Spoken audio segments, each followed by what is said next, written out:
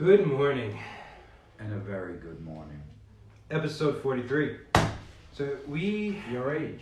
yeah, just as we go up. I'm actually 41. Good luck. All right, so we don't have the stats yet for May because, when I was president, it used to frustrate me, but I understand why.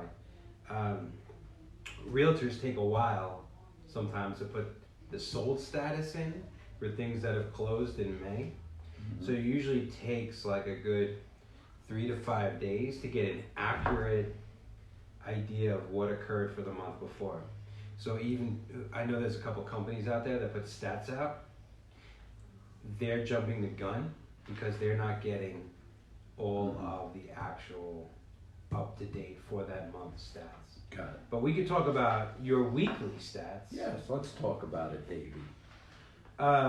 Well, you need your glasses. No, actually I don't. In the morning, my eyes work. As I get tired, they go bad.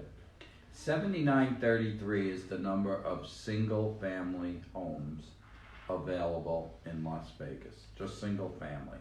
Has that been historically about that for the last couple of months, or is it rising? Yeah, it's bordering on 8,000, but it's still a seller's market. Are you being a wise ass? Of course I am. The 3883 contingent pending has dropped, and here's why. People are like, oh, did the sales go down? No, these are end of the month stats, and everywhere through the city has been huge amount of closings. So that number will go up next week because everyone wants to close at the end of the month, including you. Congratulations, you closed on your house. So, safe to say that out of what's available, a third goes into escrow. If not, if not a half. If not a half, yeah. Well, no, because let's say there's 8,000 available and 4,000 in escrow. Combined, it's 12,000. Right, so a toid. A third. A third. Yeah. A toid. Yes. Which is a healthy. We have right now a normal, almost 3-month inventory. We have the most normal market going. So if we've been seeing about 2,500 to 3,000 houses close a month. And I think last month will be more. Because we had a ton of closings. Never before has a boy has more. Historically, May and June are great months for closings. It's also, we talked about this a couple weeks ago, it's also the best time to list your house. So it's not too late. If you're on the fence, definitely get it listed so that you can get June in your favor. Because once July hits, it's then game it over. starts going to vacation. August starts going to school. But no, it picks up again. But July is September, October. July is a tough month because it's so hot. And it's a vacation. It's a vacation month. Yeah. But as I tell everyone, anyone that owns a pool, today we're going to hit our first 100-degree day. Your pool value doubles. I don't know if it doubles, but it definitely looks a lot better. Well, in January at 50, I agree. It's worth nothing. So now people look at it with eyes of love. Yeah. So if you have a pool home, make it sparkle aplenty. So you're saying the best time to buy in Mammoth or Bryan Head would be now? You got when it. It's not as desirable? Reverse psychology. I love it. So we may go less than a 2-month supply if we have 8,000 houses available. No, it'll probably be a 2.5-month supply. I don't think we're going to hit 4,000 closings. Because we're getting steady listings. Yeah. All right, so more of the same with that. And the median price is approximately $300,000. I think that goes up. But know this, the interest rates, if anyone's on the flag post, interest rates are unbelievably great to the point where we're thinking of refining certain. I'm thinking of refining. I have 4.5 on the house I bought in December, the one I just got finished renovating. That's why I haven't seen a lot of Making Sense Commons, whatnot for me. I've been running around like a maniac. And you moved. And I moved, yes. Back to my side. Closed on the Reverend's house. Thank you, Reverends, for a nice, healthy profit. And moved back into Willow Creek, which is where my friends live. It's close to everything. I lived in Willow Creek for 5 years prior to. That's my home. That's where Lola was born. She was born. So yeah, I forgot what we were talking about. How handsome I am for my coming age of my 57th birthday. Yeah, I created the comps in Reverence too. So Yes, you did. thank you for that. Everyone was waiting for your house to close. Yeah, beautiful. Yep. We don't have a huge class seminar, whatever. What is this called? Agenda. Podcast for you today. But I read a really great article, and you guys know me, right? So my dad is, what would you say, glass half full? Definitely half full. Half full. Mm-hmm. And I'd say I'm an optimist, but I'm more of a realist. Fair? No, I think I'm a realist too. Who do you think is more of a realist, me or you? Me. You're such a liar. You're such a liar. I have a little bit of Pollyanna in me, Whose rugs have more shit pushed underneath them? You or me? You. Oh, he's such a liar again. Every answer he wants you to say. I was thinking about doing a podcast called Under the Rug. Under the carpet. Oh, you know how, whatever. Whatever. So, you know that whether it's NAR, which is National Association of Realtors, GLVR, which is local, whatever, an article from Inman, whether it's syndication, MLS, Zillow, Redfin, Open Door, whatever, when we talk about these issues, I like to be that, let's say, investigative reporter. Like, let's tell it like it is. You know what I mean? You're probably more like... Let's see how it pans out. Exactly. Now, this article was an opinion piece by the actual owner of Inman, Brad Inman, and it's just called The Future of Real Estate. And there's a lot of things in here I agree with, and there's some that I disagree with. So, just what I basically want to say is, I look at this maybe with more judgment and more cynicism, and I still see a lot of good stuff. So I'm going to throw this on you and see what you think. All right? I'm just going to go, I'm not going to read it, obviously, but we'll talk about the major things, okay? Mm-hmm. And I want to get your take. So I'm going to need participation. Let's do it at each line, not read it, make all the points and then ask me. No, I'm going to do 1 point at a time. Okay, I like it that way. Okay. So, future real estate, a consumer model. Here are the predictions influential real estate professionals made at Disconnect 2019. So, they're saying changes are afoot that will create a consumer model for real estate. Basically, that's going to become easier to buy and sell a home. That exciting housing types, affordable financing, and transparency will be an exciting marketplace with a better customer experience. Regardless of the reasons of why this happens, that's one of their predictions. I totally agree. You totally agree. Technology and the better trained realtor are making it much easier to buy a house than in the past. I think one of our agents, and I think it's what local you're in, one of our agents went to Vermont and said that real estate is so backwards and she can't understand how they do it. And I said, that's how it was in New York on Long Island. And she's moving back to Vegas. Vegas. Yeah, and you know, we kind of take it for granted. There are a lot of associations, there are a lot of real estate companies that don't have systems in place that we think are standard. As simple as a paperless system, which is insane. But I agree. I believe we are, though, in a J curve. And what I mean by that is, I believe some of this technology is going to make it harder for a lot of people at first. So we're inside of that. Let's change things, but it's going to get worse from not the disrupting the change, being at the bottom of the J curve. And I think we come out a better version and whatnot. So we're on the same page. Okay. The market trends and consumer choice. They believe that the market will withstand a downturn because of transparency and new ways of buying and selling, like the iBuyers. I don't agree with that. neither do I. Okay. The swifter transaction is on its way. True. On-demand certainty and seamless transactions will become the new standard. A smoother traction will attract more qualified and eager buyers, right? Enabled by technology, the process will be easier, less intimidating. Mortgage title escrow will be digital, and I believe that too. Now, with that though, you are coming across some more difficult things though, like for instance, the fact that everything's online. You gotta be careful about where your wire is coming. You know, one of the things I was most nervous about was my wire hitting after I closed my house. I would be too. I mean, I had my routing, I had everything straight, but I was like watching that, making sure that it was going to be clean. So that it's, with technology comes more risk in a lot of ways, and you're giving up more power. You know, it's different from me going down to the title company and picking up my check. Which I would have done. I know you would have done. But it makes more sense for it just to go right in.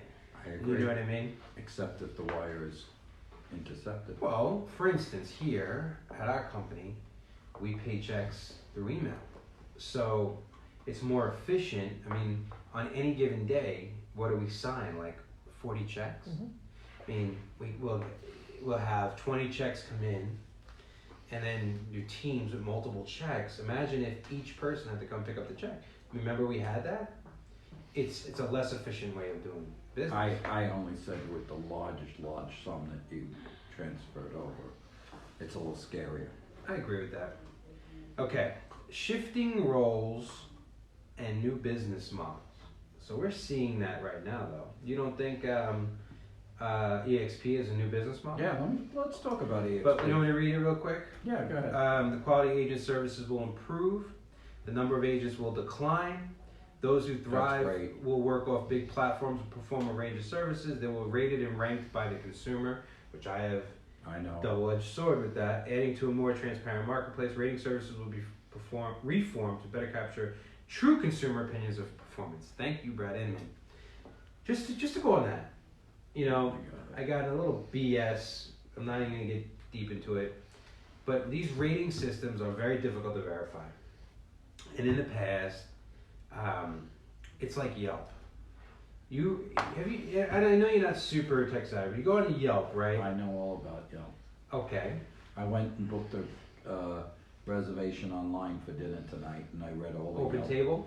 No, I didn't use Open Table. If you use Open Table, it's connected to Yelp. Yes, but I read all the Yelps. So I had a bad day, and I didn't like the food, or I didn't like the server, and you could get a Yelp review. Yeah. That's horrendous, and there's nothing you could do to defend On the it. flip side, Mm-hmm. now this, if you take anything from this Facebook Live, this is my own point of view. This is original Dave Tina. First of all, you could tell the BS ones. So if we were doing the Yelp reviews for Urban Nest, and we made Danny, Bernadette, Georgia, Jennifer, everybody go on and give a Yelp review of Urban Nest, it would be glowing.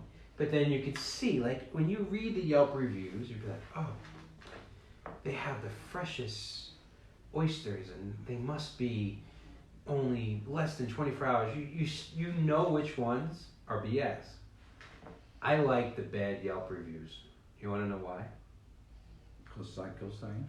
No. I like to see how the owner replies to the review. If they do it quickly, if they address it, if they say, hey, you know what?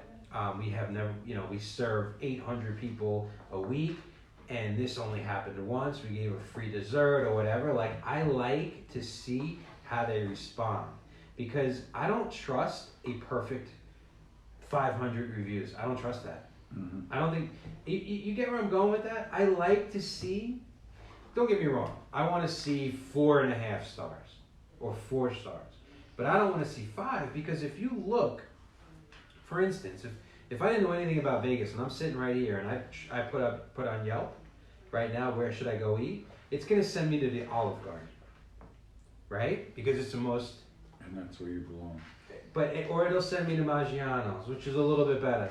But it's not going to send me to Mastriani's. It's not going to send me to Mark's Trattoria.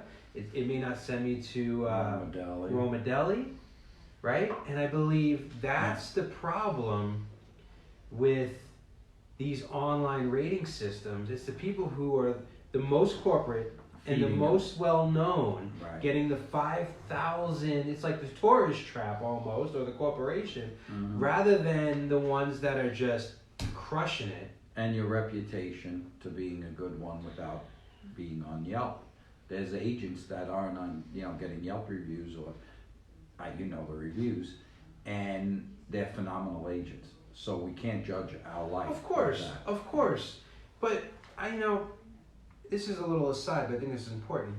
My pool guy, Damon, was coming into the community today. So I called him. I'm like, are you going to my house? Because I was like, maybe I had an appointment and I didn't know, because we're redoing some of the pool, like we're doing new tile and everything. And he's going to my buddy's house. And I'm like, did I give my buddy your name? He goes, no, someone else. And I'm thinking, Damon doesn't do any online marketing, nothing. But he's within a group of word of mouth Right. that is so strong, and he's probably doing better. That's what I call reputation. I mean, he did Gafford's house and my house. What are the odds of that at the same time, right? He's gonna do my buddy Ashley's house down the street, most likely. So it's like, how does that even happen, right? That's the way my real estate career was formed. So I worry about and I don't want to sound like I'm 100 years old, but I worry about the online ranking systems and the online systems, because I don't think you get a full idea of what it truly is. But I'm glad he put rating service will be formed to better capture true consumer opinions, not paid consumer opinions. And then the thing I just was going to state about EXP, the theory was to be an officeless company, and that would create success, and they've probably opened 5 offices. Well, we knew that would happen. So what I'm saying is, you don't have to come in, you don't need a building, you don't need to meet the clients. That's something I think is way, way out of line, and I don't think it's going to catch. Because if it did, why are they opening offices? So this section's a big one. Franchises will become agent support networks, which haven't we beat everyone to the punch on that, right? Broker owners will dump poor performing agents. Many brokerages will adjust their business models to deliver an on-demand experience for the consumer. All of that I agree on. There needs to be a higher level of we're service. doing that. I don't know if anyone else is doing that. But. Realogy, just because their numbers are not this is the crazy thing. Realogy's numbers, like they're a multi-billion-dollar company, great revenue, but their stock prices are taking a dump, right? The new CEO of the whole thing has actually said less office space, less agents, more performance, and I'm thinking, here we are, right? We're talking about this forever, but they're getting the point. And I was also thinking, that saying, like, you're the average of the 5 people you spend the most time with, right? Do you know it works for everything? Like, you make the amount of money, you make the average amount of money the 5 people you spend the most time around with. It goes, you're the average, you're helping out other people. You're the average intelligence of the people you spend the 5 people you spend the most time. It works across the board. One of the reasons why realtors, there's too many of them, first of all, but if the average realtor is making $20,000, $30,000, $35,000, that means most realtors you're hanging out with, you're the average of them. So, for instance, I'm in this Vistage CEO group. Being in that network, right? It rises all ships. So, I think that's a big point. And then this one, I know you're going to dodge this one because you're going to be a wimp. But court cases will erode the independent contractor model, and more agents will become employees, raising the bar on agent performance. We talked about this a little bit last week with Wes, with the mortgage companies, mortgage industry. Remember that? Yeah, I am going to dodge that bullet because in 42 years, I've heard this story. I've been licensed 42 years, and all the time they've talked about the independent agent. My answer to you is, I don't think in my lifetime. I would love to see a hybrid, a best of both worlds, where our agents have the freedom to run their own businesses, like independent contractors, but the brokers have the power to implement more policies and procedures that hold the whole industry accountable and raise everybody up.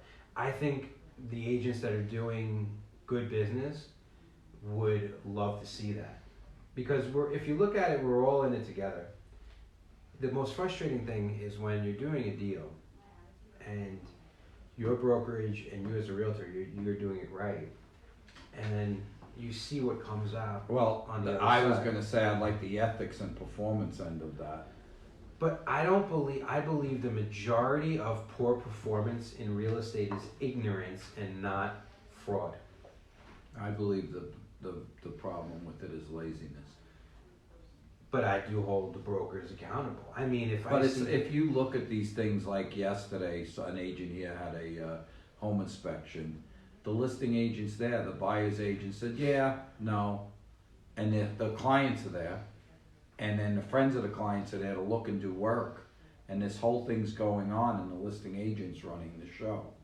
That's not the way it should be. The selling agent, the buyer's agent, should be there representing the buyer. I agree.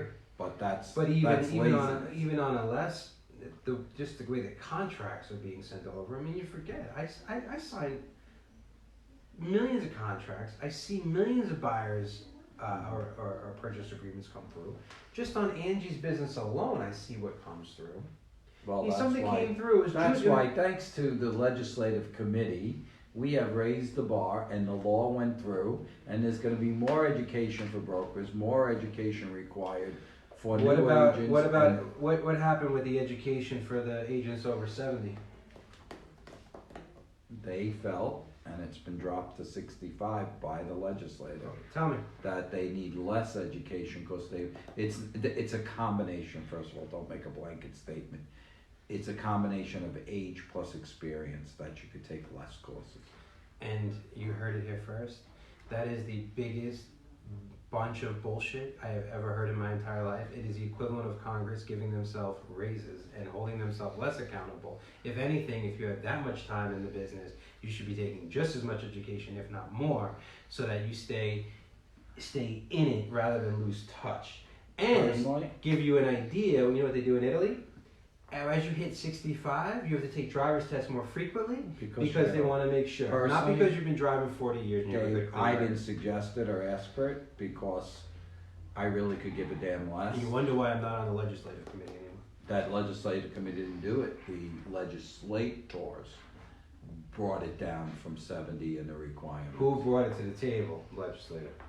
Some of the old people did. Of course. I'm not old though. Though now it's down to 65. The irony of this is that you are so entrenched in the game that you don't need it.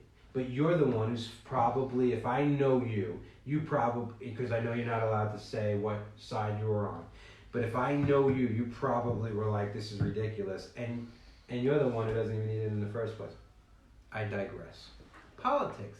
Yay. Okay. Back to the independent contractor model. Like I said, I would love to see a combo. I think that, but California is dealing with this right now. You know this. The whole nation's dealing with California, it. it's gone further on. Yeah, but it's still independent, the same as us. Okay, there was some other stuff in here. The quality of agent service will improve if there's less agents. That's simple.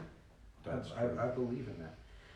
Okay, the next section was partnerships, mergers and acquisitions, and consolidation accelerate. Many large and medium-sized broker owners will merge, become more virtual, and they'll focus on their agents' financial well-being, performance, and productivity. New opportunities created by the real estate metamorphoses are attracting a record number of venture and private equity investors who seek the rewards of a disrupted industry. Consolidation will continue for large broker owners and even franchises. Big tech companies, some combination of Amazon, Facebook, Microsoft, Airbnb, or Google, will enter the real estate business in earnest in the next 5 years, giving the consumer more choices.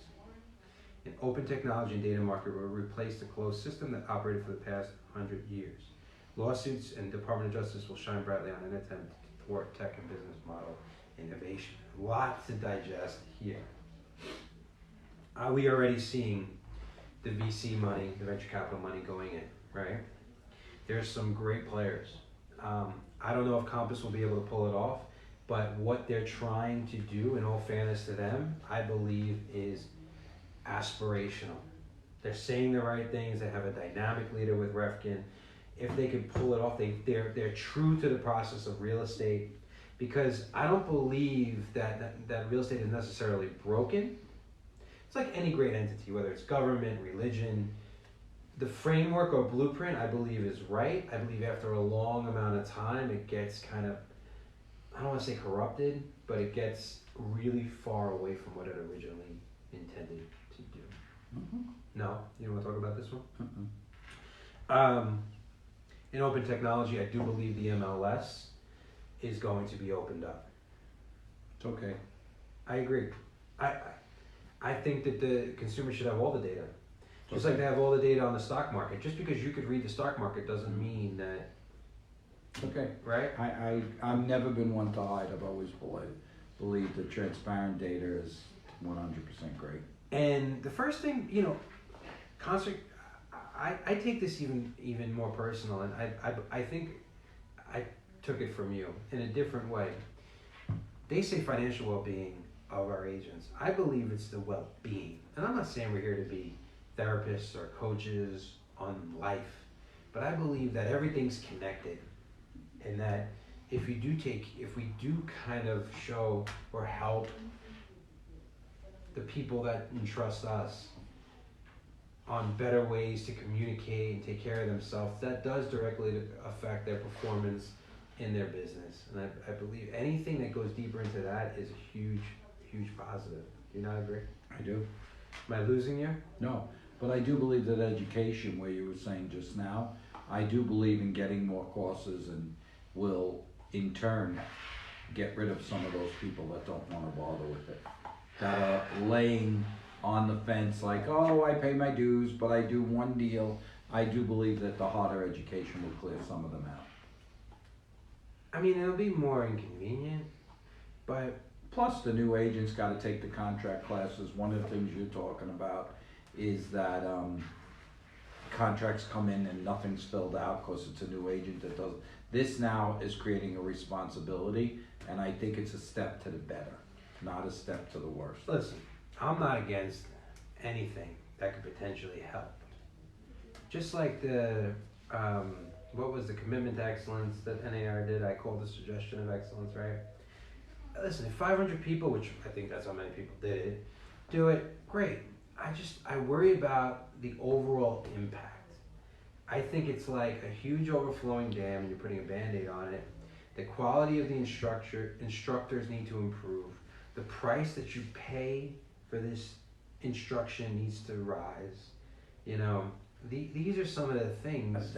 They're all steps in improving, but I think when you compare the excellence thing with NAR, that isn't mandatory to survive. This is. Yeah, have you been? You see, my father takes the CE that we provide in here by an amazing instructor, Neil Schwartz, great instructor, right? We're gonna have some other great instructors. There's some great ones out there. Tamara Terbruslu, I always screw up her last name. Tamara. There's some great instructors. One, Georgia, great instructor. Aldo, great instructor. But for every Georgia, there's a instructor or an instructor that's terrible. I've taken CE outside of this. Did you go to college? You got I did go to college. Much. Was there great instructors, and then some of them false equivalency? Fall asleep. False equivalency. They still had to have degrees, and they still got paid good money, and they had to compete for the positions. I still think that it's a little blip. All right. Am I interrupting your phone time? Expansive role of platforms. A few select platforms at scale for both iBuyers and tech brokers will catch on. Consumers will be drawn to these tech-enabled platforms. Okay. Virtual showing, smart contracts, and Sonora's operating spot. Are you with me? No. I thought we were done with this. You We're turned not, your we're computer off. We're almost done. My ADD doesn't let me go that far. This role of platforms thing, this is where I think it falls apart. I don't think that, this is what I worry about. You could argue that it's easier to get money from an ATM. It's easier to do a transfer on your app. It's easier to do all these things at a bank than before. Uh-huh. But the quality of the people working in the bank versus in the past, soon you're not going to be able to talk to anybody. They're just going to have automated tellers. I believe that all of this technology in services like banking has declined the quality of the service. Same thing with cell phones. I go to AT&T. I have an 18-year-old kid trying to talk to me about my plan and fix my phone, and yet it's a huge conglomerate. I don't think that in the Sound like an old man when you no, but no, this is simple economics. The price of doing things sometimes may go down, but the initial cost, the long-term cost goes up and the quality goes down. And I think that is one of the things that people say. It's kind of like Facebook, for instance, we're using here. I'd much rather spend $100 or $200 or $500 a year for Facebook and have my privacy.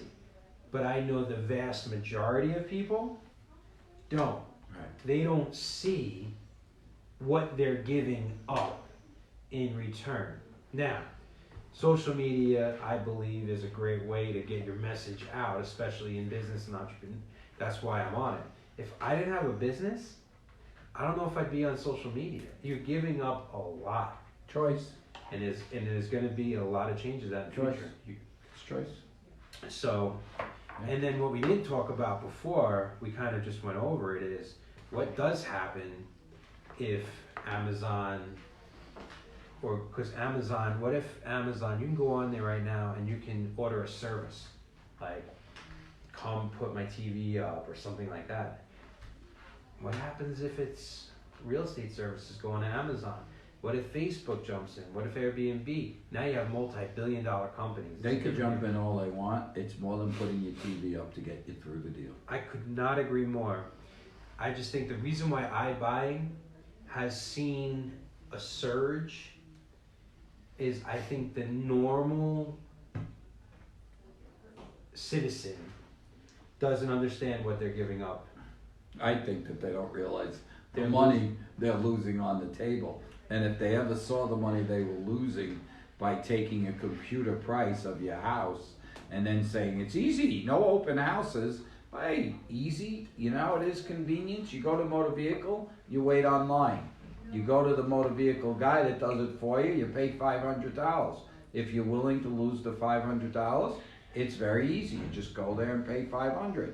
If you don't want to deal with the selling process and you're willing to throw $10,000 or $20,000 on the table, hoorah! Not me. But I do agree they're going to get more and more market share. I think people, that easy button marketing is probably the worst thing in the history of the world. Because first of all, there's no such thing as easy. And not to get too philosophical on it, the easy path becomes the hard path. And the hard path becomes the easier path. Well, let's talk about the listing program because that's the one we could go with. They buy a house at a lesser rate. If they're paying you fair market value, why do they then flip your house onto the market after they buy it?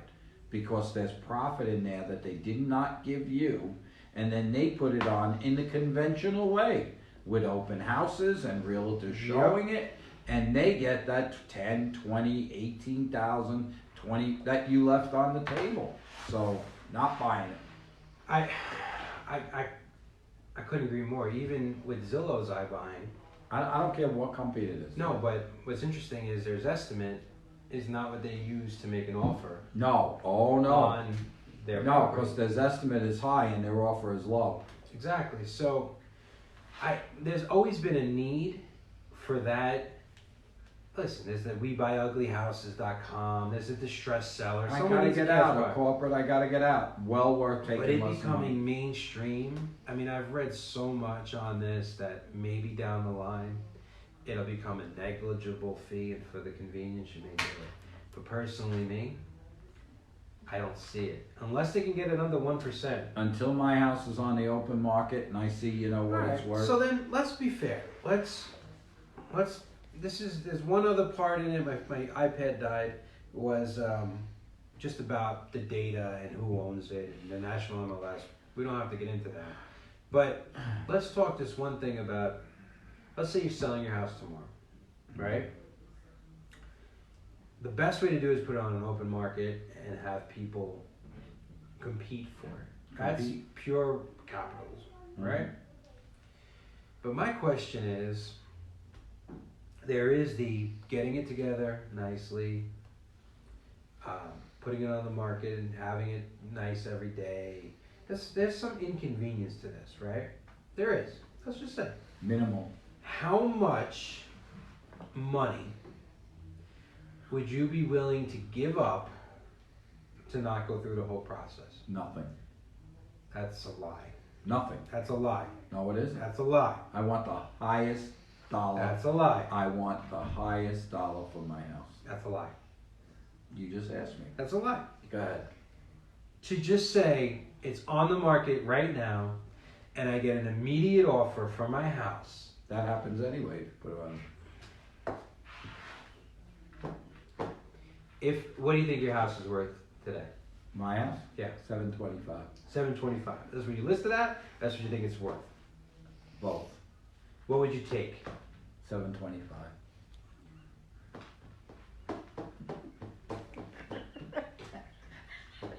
I hate you guys so much. I hate you. This is the last Dave and Dave show. The last one. That's it. We're done. And so the next question is, to not list it, what would you take? $725. I hate you. All right, let's do me. Okay. How much is your house worth? Probably, when all said and done, $1.25 million.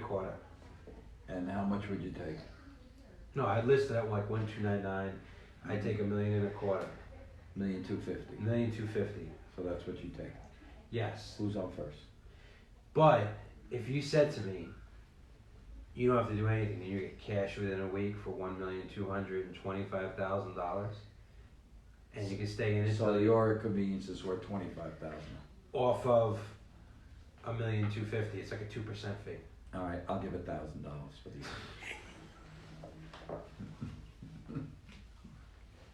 It's $1,000. But what if someone really loves it and there's a bidding war and they offer $750,000? I just lost all that money. So that's a great point. I would potentially want a good 2 to 4 weeks, just to see. Of inconvenience. Yeah, just to see if someone wanted to go crazy on it. How many houses have we listed that created a bidding war and they got 10, 20, 30, 5,000 more than they ever thought? $5,000 to a $200,000 sale is a ton of money for that person's life. Listen, what about $125,000 sale? $3,000. I'm not willing to give away anyone's money. No, you're right. Because now, if I got the guy who's willing to give me 1.3, or 2 people want it, I just left $75,000. I gotta tell you, I'm pissed off if I left $75,000. And that is called the open market, and Yeah. that's where the iBuyer and taking what you get, you leave money on the table. Sorry. So, great for there. That's all I needed. Okay. That's all I needed. $725. Don't try to get 30-day caveat. But you know what? If you're on the market for 30 days and you didn't get $725, and someone offered you $715, I take it. you take it, Yeah. or even $710. Because I had it on the open market. That's my point. That's my point. If they can get it that close, it's going to change the way things are done a little bit, Mm-hmm. and that's fair. And a classic example is I had my house listed for $950.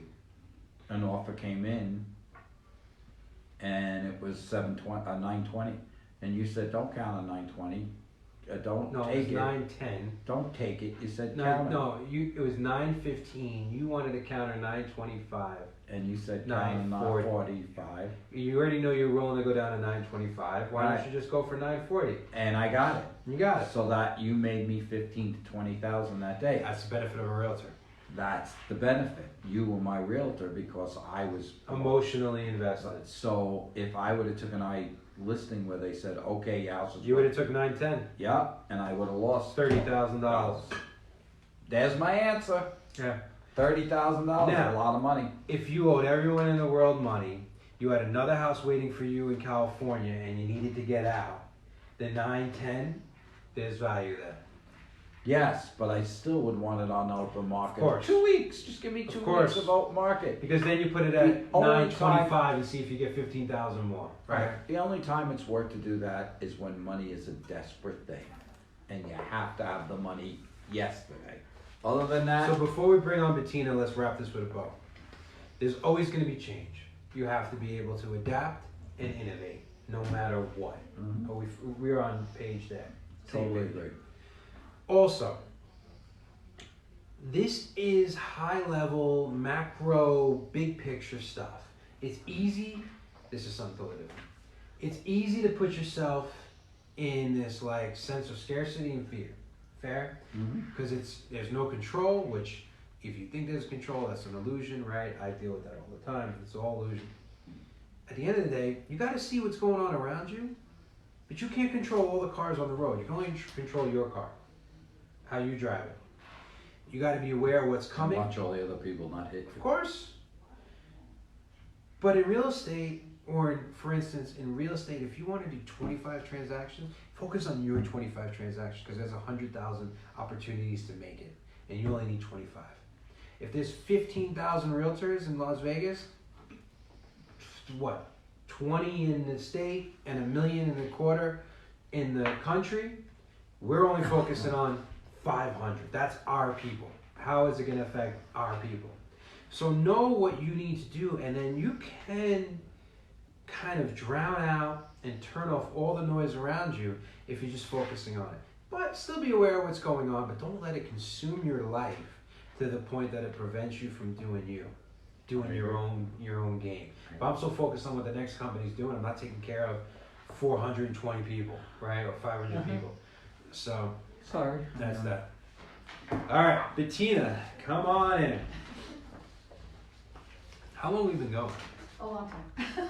Have we really? Yeah. It's 10:40. How long did we go? Once So much for not having About an hour. something to talk about. Tell us Whoa. something good. Hi, everybody. How are we doing? American Home Shield. I got a great You email. guys are from- crushing it. Great email the other day saying we have some new things to offer you. And That's right. And here's one of them. So, let's see. My name's Bettina, for those of you, I guess, are. All your information's on there. Your Oh. email, your phone number, Oh, how and nice. I tagged you. Oh, very nice, very nice. Okay. So, we have a lot of things happening with our new leadership. Remember, our leadership is from Lyft, Samsung, Starbucks, Amazon, changing all of our platforms. One of the things that they have just started offering, which I think is very cool, is contractor choice. Oh, So nice. when you go online, now it can't be, we have too many calls, sometimes they can't do it. But, we have lots of contractors, so when you go online and place your work order, like 4, 5, 6 contractors will pop up and you get to choose. So Very that's just like the beginning stages of a lot of the kind of technology things that are gonna be happening. So, Ancillary services are huge. yeah, so we're happy about that. I also wanted to mention, because I've had a couple of people call me, I know it seems odd, but buyer contact information is sometimes not provided to us by Mhm. transaction coordinators and even agents. We can't communicate with emails like you received if we don't have the information. So we have a new program where we're reaching out to agents. So you should know that. So if your warranty orders are going in and all you're leaving is a name, then you're going to probably get an email that says, hey, we need to communicate with your clients, please provide X, Y, Z. Gotcha. So don't be surprised when that happens. And then our optional coverage, we continue on, and I do have this like little flyer that's over in your area. We've got the rekey, we've got the TV mounting, we've got the roof RX, we've got tune-ups now. But the thing that we just launched this month is a home electronics plan. Mm. So anyone who's ever bought any sort of electronics has been pitched by the company Assurant, largest in the nation. It's singular, you buy your thing, they want that warranty. This is the first time we're partnering with this company, and we're the only company they're doing it with, where the electronics plans for $240 a year, unlimited home electronics, Oh, wow. no receipts needed, and no age limit. Wow. So you can do your home smart home products, all the TVs, home theater, laptops, tablets, and gaming systems. Cell phones are not included. There's a whole nother reason. Yeah, that's. So I have four TVs mounted. Mhm. Me too. I have 4 tablets. Yep. 3 computers. Some gaming equipment, All that would be. $240 a year. That's not bad. So, and what's really part of the drive for this is, of course, to offer services that are helpful, but there is a lot of money that's being left on the table. So as sellers start to pay for home warranties more often, which is, we see a lot of that right now. And even when listing agents are talking to them, let's sweeten the deal and offer more. This is the kind of product that you can add into that, plus the roof coverage as our Oh, weather wow. shifts. And so it's all It's a a part of one-stop shop. That's right. You can that's right. insure your whole house. Alright. That's right. Well, that's kind of the plan. So that, I'm gonna leave this flyer, That's the email I got the other day. right, cause this just started June 1st. So I'll be leaving these flyers in the office for everybody. I also wanted to mention, we are now in the heat.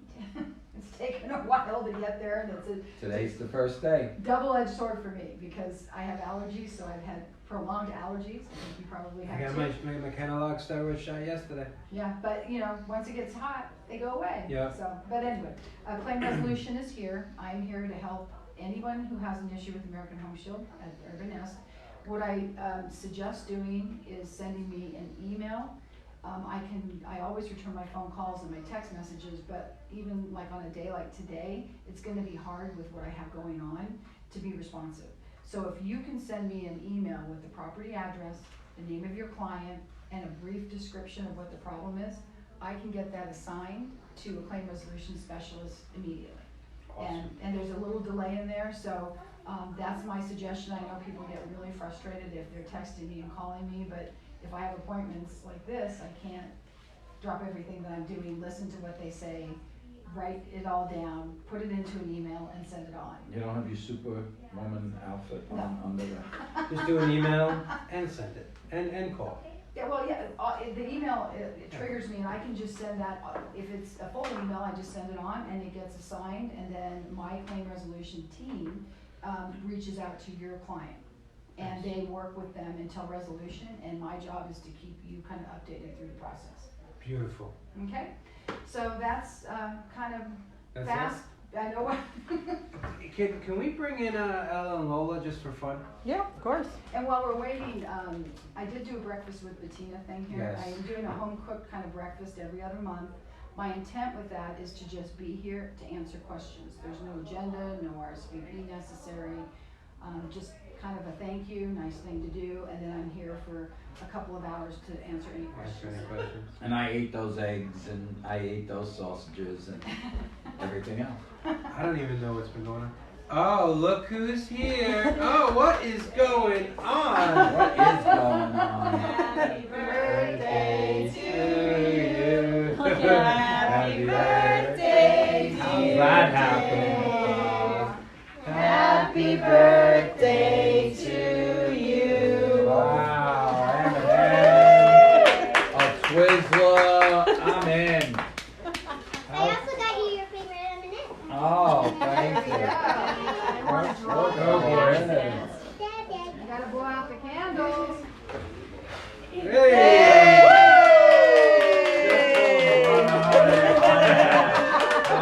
How did this happen now?